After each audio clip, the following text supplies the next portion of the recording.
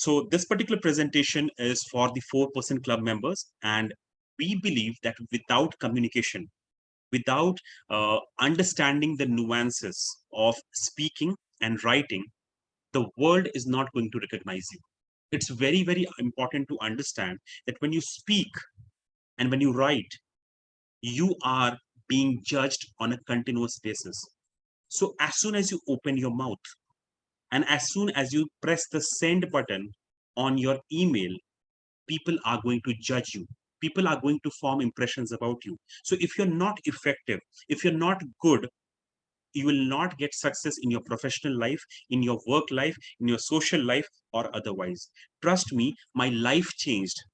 I'm telling you, this is my personal story. My life changed after one mail that I wrote.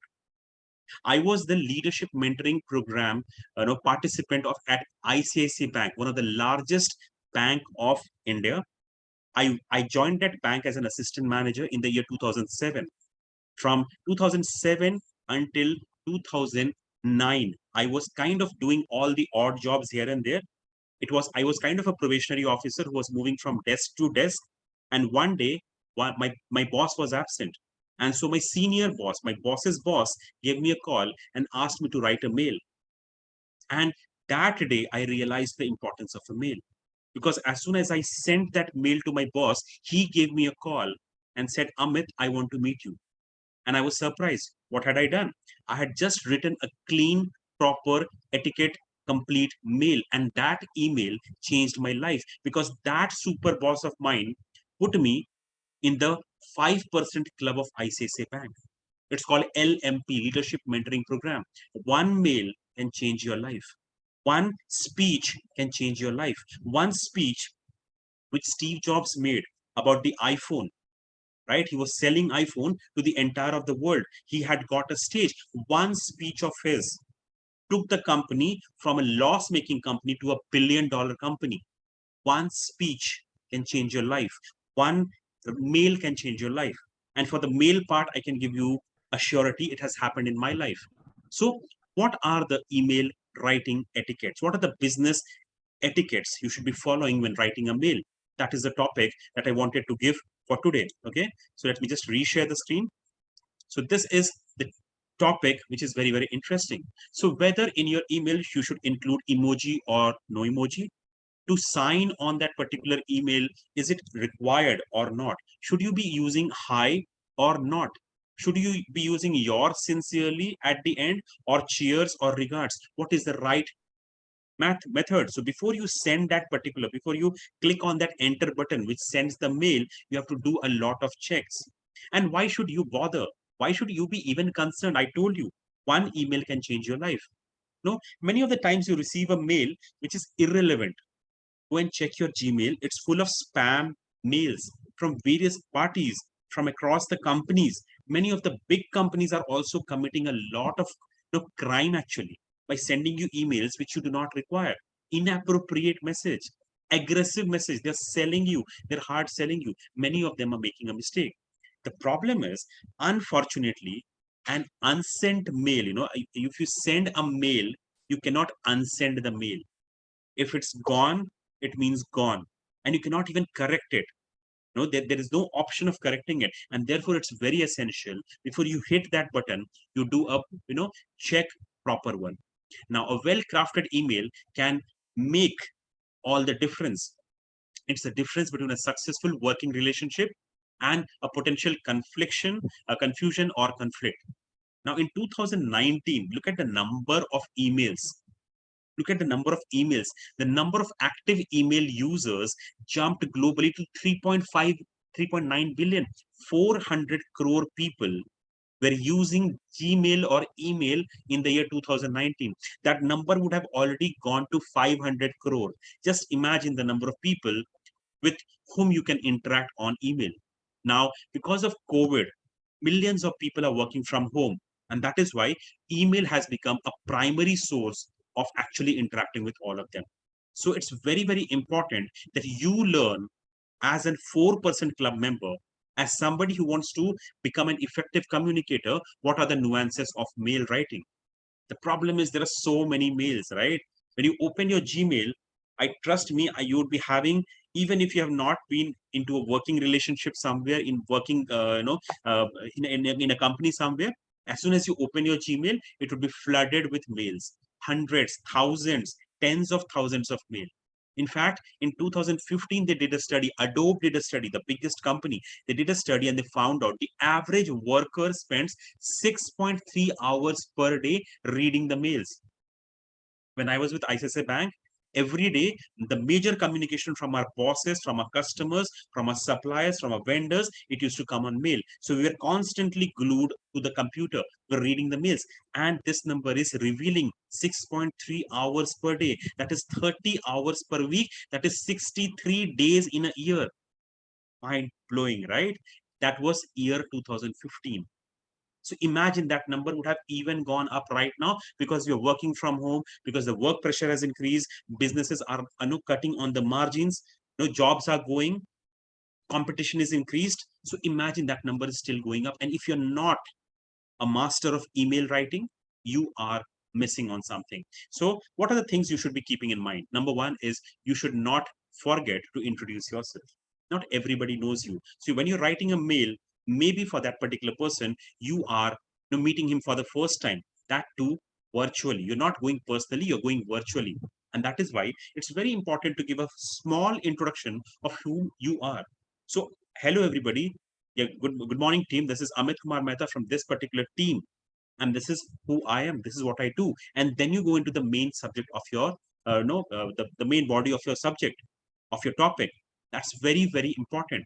These are some pointers you should be keeping in mind. Number two, no, there are so many mails, and you don't want to go into the spam folder of any particular mail. And that is why it's very, very essential that you don't spam anybody. Keep it short, because an average office workers receives 100 emails per day. Now that is an average office worker. Go and check your email and you will find that you receive, even if you're not working anywhere, more than 100 mails in today's date. There's so many mails coming from so many places. So if your mail is not short, if your mail is not effective, if your mail is not to the point, if it does not serve the purpose, nobody's going to read you. Okay, nobody's going to read you. So you have to keep it short and you have to keep it interesting. So you should use clear professional subject line. Now, subject line is very, very important. If the subject line is not interesting, you are not going to read it. You're just going to delete that particular message. The particular purpose will not get solved. So you have written your entire mail with a lot of, energy, effort, and time. But if the subject line is not interesting, if the subject line does not convey the message, the person is not going to read it. So your entire purpose is getting, lost. So it's very, very important you focus, on a, very, very much on the subject line. Your subject line should not be 15 words. It should be at max 6 to 8 words. It cannot be very long, because nobody has got the time to actually read on, those particular subject lines. Long ones, it's very difficult. Now you have to proofread every email you send. What is the meaning of proofreading?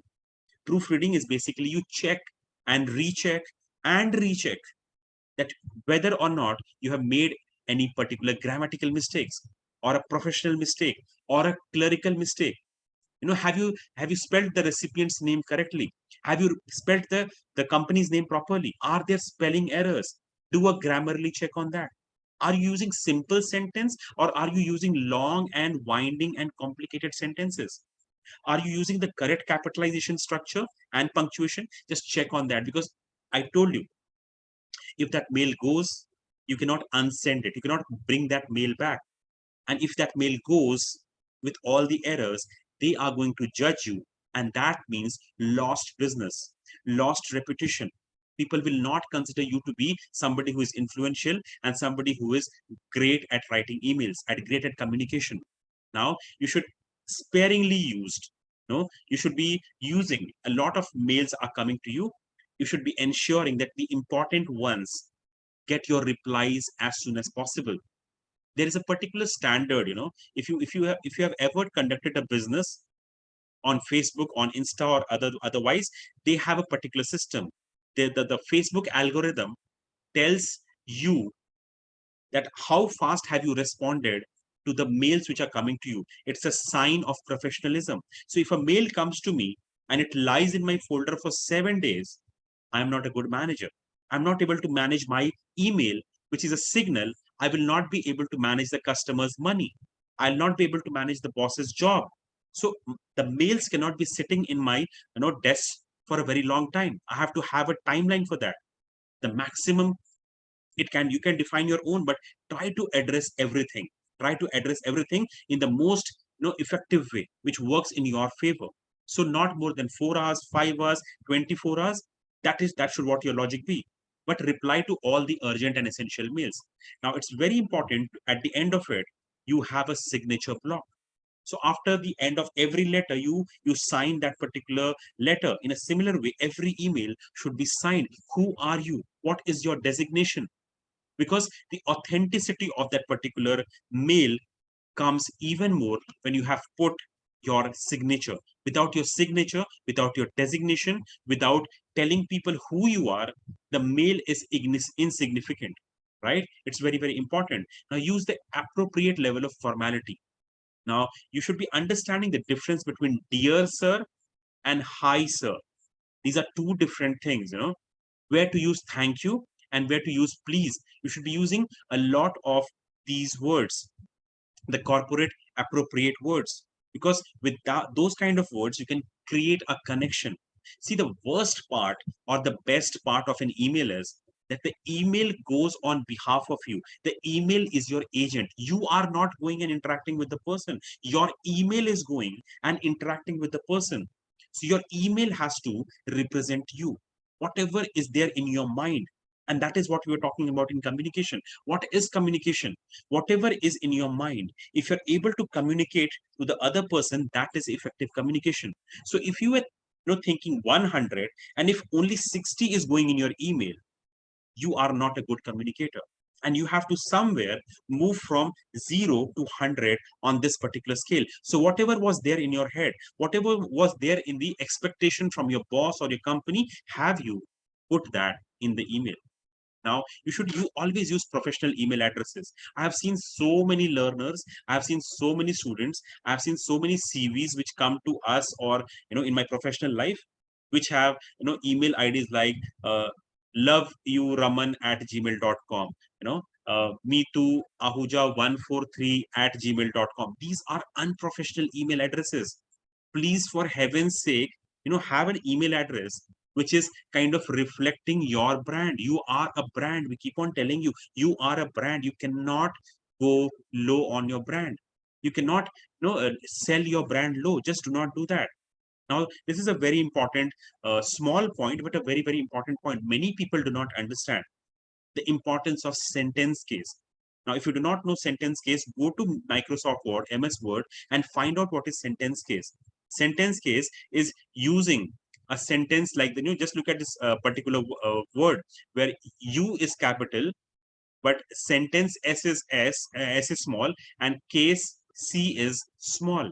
But if I was using U capital, S capital, and C capital, it would have been a capital case. No, it will happen in a different case. So you have to understand this is more reader friendly.